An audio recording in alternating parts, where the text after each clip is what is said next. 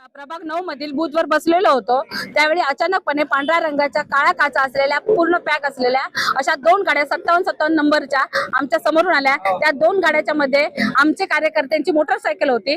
ती एक गाडी आमच्या कार्यकर्त्याच्या गाडीला टच करून गेली, त्यामुळे आमच्या कार्यकर्त्याने त्या गाडीच्या समोर आपली मोटरसायकल आडवी करून ती गाडी अडवली। त्यावेळी आम्ही तिथे गेलो असताना त्याच नंबरची दुसरी गाडी दिसलेली होती, त्यामुळे आम्ही पोलिसांना म्हटलं ही गाडी तुम्ही अडवा म्हणून, तर पोलिसांनी ती अडवली नाही आणि ती एक गाडी अडवली। जी गाडी अडवली त्यामध्ये आम्ही विचारलं ही गाडी कोणाची आणि एवढी पॅक बंद का, तर त्या गाडीमध्ये पोलीस बसलेले होते आणि 3 व्यक्ती बसलेले होते ज्यांच्याकडे तोंडाला दारूचा वास येत होता, गाडीतून पूर्णपणे दारूचा वास येत होता आणि त्या गाडीमध्ये भाजपची सगळी पत्रक, झेंडे, शाली वगैरे सगळं होतं। ही गाडी कोणाची आणि का फिरते सकाळ सावंतवाडीत असं ज्यावेळी आम्ही विचारणा केली त्यावेळी त्यांनी सांगितलं ही विशाल परबांची गाडी आहे आणि पोलिसांनी सांगितलं आपण त्यांचे बॉडीगार्ड आहोत, त्यांना हे जे तिघे बसलेले आहेत त्यांना आपण बॉडीगार्ड म्हणून त्यांची सुरक्षता करत आहोत।